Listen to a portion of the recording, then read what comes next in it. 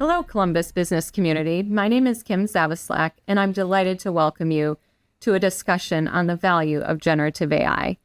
As the office managing partner of KPMG in Columbus, I often have discussions with clients about how AI is the most disruptive technology we've seen in decades, and leaders across industries have shared that they are making substantial investments in Gen AI technology, talent, and training. I'm excited to introduce this video that I believe will be incredibly valuable for all of us. In this discussion, we'll be exploring the transformative power of Gen AI and its potential to bring value to the way we work, innovate, and grow as organizations. Businesses are already seeing material benefits from their AI investments, particularly in areas of quality improvements, productivity, and supply chain optimization. My colleague, Danielle Beringer, will be sharing insights on how Gen AI can be integrated into workflows, the benefits it can bring, and the steps organizations can take to ensure we are all leveraging this technology effectively and responsibly. I encourage you to watch this video with an open mind and a sense of curiosity. This is not just about staying ahead of the curve. It's about positioning ourselves as leaders in our field and ensuring that we continue to deliver exceptional value to our clients and stakeholders. I'm confident the discussion you're about to see will inspire us all to think differently about the future of our organizations and the value that Gen AI can bring. Enjoy the video. Hi, I'm Pete Casillas, publisher of the San Francisco Business Times, and today we are joined by Danielle Beringer, Principal in Data Modernization and AI at KPMG. Welcome to our exclusive discussion, AI-Powered Business, Unlocking the Value of AI, a conversation presented by KPMG. Hi, Danielle. We're glad you could join us today. Thank you so much for having me. When you think about the evolution of technology, what makes Gen AI so transformational? This is a fundamental shift in how businesses operate. They're focused on integrating the new technology, developing their talent, and determining how they can implement responsible frameworks to support AI, ML, and Gen AI. It's a time like no other, but the time is now to make that investment and begin to look at opportunities. One of the most important things is a focus on value delivery. Is the pursuit for competitive advantage? Is it to support operational excellence? Meanwhile, organizations are spending a lot of time and energy on core transformation, like ERP projects, advancing technology for business value in specific business divisions. So I think one of the key things to think about is what is the cost of not taking action to move towards the implementation of AI as part of their cornerstone of how they run their business. And in your practice, how are you observing organizations actually unlock value with AI in these early stages? Sure. I think there are three primary patterns. The first is where there's an interest in using AI for very specific use cases. That's really important that upfront there be engagement from the business and IT, centered on data strategy, AI strategy, and their business strategy. So what is the value that can be done through specific use cases, and how can AI augment that? The second would be if they are in the middle of an existing transformation of any kind, how does the availability of generative AI support and advance better efficiency, insights, et cetera, within that transformation? And then lastly, metering and measuring the value that is delivered, right? In the past, it's been very qualitative, but now it needs to be quantitative because there is significant expense and investment in actually bringing those Gen AI solutions to life and sustaining them. In your conversations with business leaders, what challenges do organizations typically have as they contemplate incorporating an AI strategy? These are universal, the two that I'll mention. The first is adoption, right? Generally speaking, people are needing to be upskilled. There's a refactoring. There is an education that's required to make people comfortable with the tooling. So I like to say that the presence of technology does not equal success, but adoption does. So having digitally fluent, empowered knowledge workers across the enterprise requires an investment in, digital upskilling, data literacy for deep context for data, and ensuring that there's a community and a mindset that becomes part of the DNA of the organization. As part of our survey, we identified that 71% of CIOs are now leading generative AI initiatives, whereas not just 6 months ago, it was a far lower number. Now, that tells us we really have to focus on that engagement between the CIO and the business stakeholders, whether it's the chief financial officer or others who are bringing business cases to bear that need Gen AI. So I think not only the alignment of executives, but also the adoption across the organization. Are people having the correct pathway to digital skills that they'll need to support those technologies? So adoption is one. The second is the fuel for AI, which is data, is really around people, process, and technology transformation, all unified around high quality certified data. So we see things like data products and data marketplaces, and emphasis on data quality. That is absolutely the heart of success. I would even go so far to say that data modernization pointed on data quality is a prerequisite for successful AI/ML and Gen AI.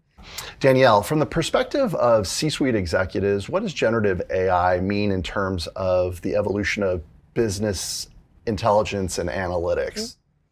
So the evolution for traditional operational reporting, business intelligence, and advanced analytics really comes down to how people are interacting with data on a daily basis. An example would be if you have an analyst in a line of business who's spending 20 hours a week doing data wrangling, downloading data, and sifting through large volumes to look for small insights. Now, with the advent of generative AI and a really significantly improved user experience, they can get to those insights in a fraction of the time. So that's freeing up their time. I call it the data time machine. That's giving them time back that they can spend on innovation and insights that they may not have gotten to for a very long time. Danielle, I want to ask you a big picture question. Where do you see the future of the workforce going as generative AI becomes more mainstream and adopted over an ever increasing number and variety of applications? What happens to the workers? I love this question. How do we look at what the future of work is for individuals, for executives, and for the enterprise? This is an unprecedented time. For us as a firm, when we look at how we implemented AIQ, artificial intelligence and Gen AI across our organization, we knew it was a fundamental shift. And we had this baseline layer that I would encourage every organization to consider. How are we going to bake AI into everything we do? But how do we change our target operating model? That target operating model is really that future state. How will our processes change? How will the integrations to technology change? But most fundamentally, how will our people change? How do we enable them with appropriate education and training and certification? How do we align what they're doing today with the new way of working? And how will we sunset legacy practices and things that no longer serve us for business value? Business strategy aligned to data strategy, aligned to AI strategy. There needs to be a people strategy, right? That's part of that whole thing. We generally observe that when people have the opportunity to advance in their technical skill and make their job function more automated, more efficient, and more insights-driven, they're happier. We see higher retention rates. People have career advancement and pathways that they didn't have before. So the future of work not only applies to the individual job function, but the overall operational efficiency of the entire enterprise. There is more metrics and KPIs that are critical to success. I think we see data and AI outcomes being part of regular reporting, and how people are performing, not just in the traditional way where they're looking at ROI or NPV, but they're actually looking at individual efficiency. Interestingly, from our recent AI Pulse survey, is adoption. 81% of leaders are now planning on placing generative AI usage into the performance appraisals of their workforce. So ensuring that the workforce has the digital skills and the data understanding to fully use and maximize generative AI will be extremely important now and in the future. So future of work is bright. We see organizations that are advancing with Gen AI quickly and really broadening the adoption as having significant competitive advantage. That's great. Perhaps a broad question around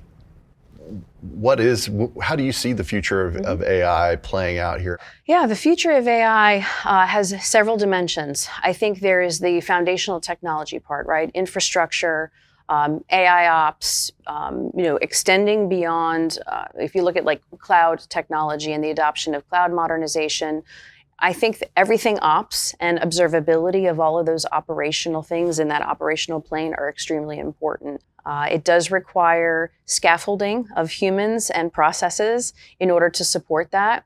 We have countless examples from clients when they did their cloud modernization of maybe not having their FinOps in order and long-running jobs, storage and compute being out of control and out of budget because they didn't have necessarily the organizational construct for watching what those cloud properties were doing.